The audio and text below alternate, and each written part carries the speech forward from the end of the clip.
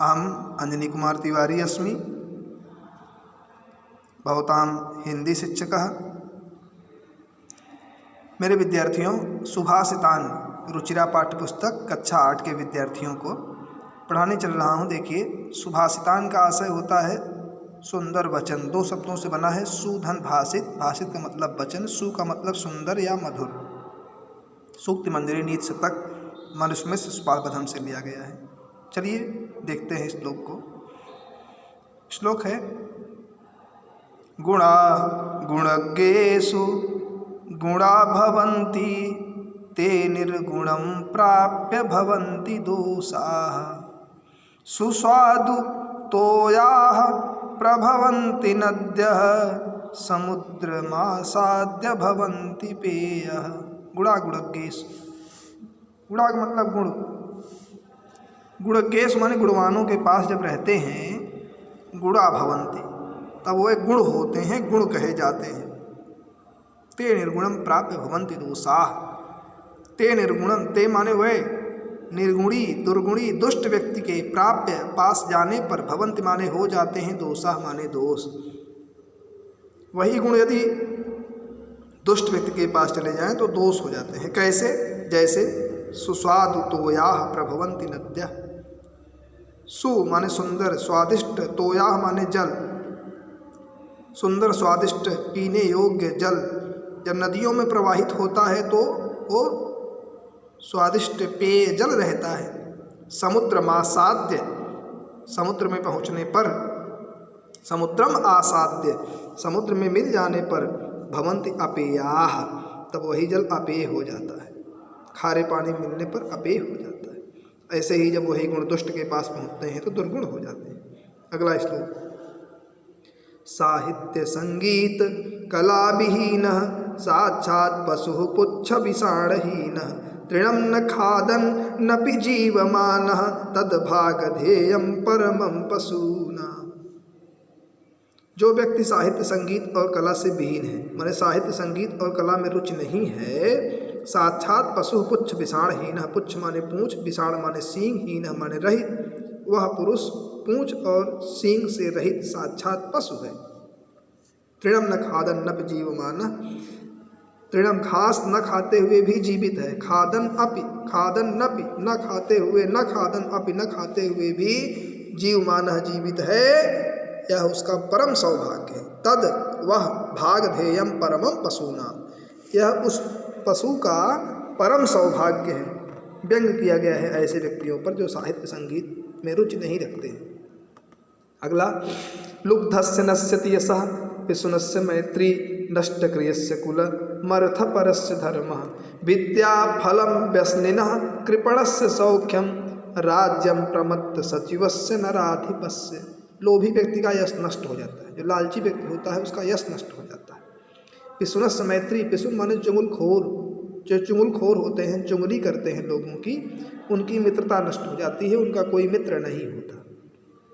नष्ट क्रियस्य कुलम, अकर्मण, जो कर्म नहीं करते हैं, नष्ट क्रियस्य, जिसका कर्म नष्ट हो गया, जो कर्म नहीं करते उनका कुल नष्ट हो जाता है, परिवार नष्ट हो जाता है। अर्थपरस्य धर्मः, जो अर्थातुर है, माने धन ही जिसके लिए सब कुछ है, उनका धर्म नष्ट हो जाता है। अविद्या फलम व्यसनिनः, व्यसनी है, जो व्यसनी व्यसन करते हैं, नशेड़ी हैं, उनका विद्या फल नष्ट हो जाता है। उनके पास कोई विद्या रहती है वो नष्ट हो जाती है।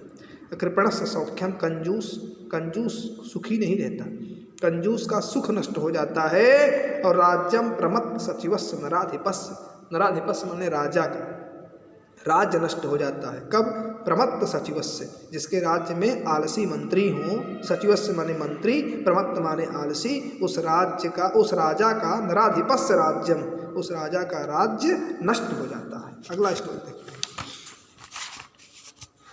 पीत्वा रसं तु कटुकं मधुरं समानं माधुर्यमेव जनयत् माधुर्यमेव जनयेन् मधुमच्छिकासौ संतस्तथैव समसज्जन दुर्जनानां श्रुत्वा वचः मधुर सूक्त रसम सृजन्ति। पित्वा माने पी करके, रसम माने रस, तु माने जैसे, कटुकम माने कड़वा, मधुरम माने मधुर, समानम माने एक समान। जैसे मधुर और कड़वा एक समान रस पी करके माधुर्यम एव जनयति, माधुर्यम एव जनयेन, मधुरता को उत्पन्न करती है। मधुमक्षिकासु माने मधुमक्खी, जैसे मधुमक्खी फूलों से कड़वा और मधुर दोनों रस पी करके मधु के रूप में मधुरता ही उत्पन्न करती है, मधुरता को ही जन्म देती है।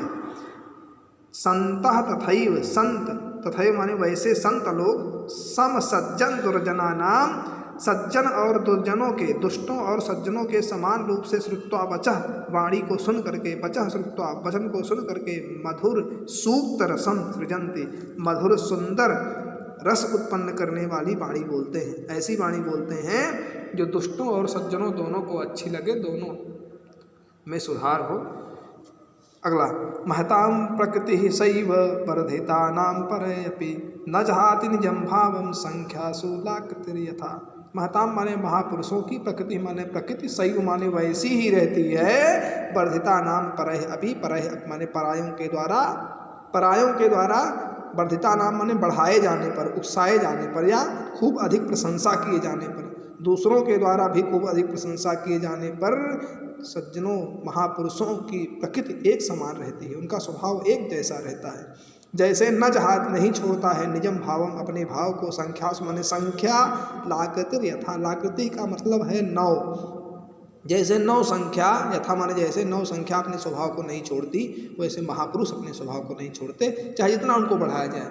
9 का चाहे जितना संख्या से गुणा करो, लेकिन जोड़ने पर 1 आएगा। 9 तो 27, 7 और 2 जोड़ो 9 आएगा। 9 चौक 36, 6 3 जोड़ो 9 आएगा। 9 छंग 54, तो 5 और 4 जोड़ो 9 आएगा। 9 पचे 45, तो 5 और 4 जोड़ो 9 आएगा। तो 9 से चाहे इतनी संख्या से गुणा करो, लेकिन उन अंकों का योगफल 9 ही रहता है। अंतिम, स्त्रियाम रोचमानायाम सर्वम तत् रोचते कुलम, स्त्रियाम रोचमानायाम सर्वम तत् रोचते कुलम। अगर घर में स्त्री अच्छी है, मधुर व्यवहार करने वाली है, सामंजस्य बैठा के चलने वाली है, रोचमानायाम सर्वम तत् रोचते कुलम, तो परिवार में सब कुछ अच्छा लगता है। तस्यां तु अरुचमानायाम, यदि स्त्री का व्यवहार अच्छा नहीं है, उसे सब अरुचिकर लग रहा है, सर्वम एवं न रोचते, तो परिवार में कुछ भी अच्छा नहीं लगता। इसलिए स्त्रियों को चाहिए कि वो घर में सामंजस्य बैठा के चलें, अपने घर को अच्छा समझें, घर में सब लोग उनको अच्छा लगे, तब परिवार में सब कुछ अच्छा लगता है। बहुत बहुत धन्यवाद। अगले वीडियो में आपको प्रश्न उत्तर बताऊँ।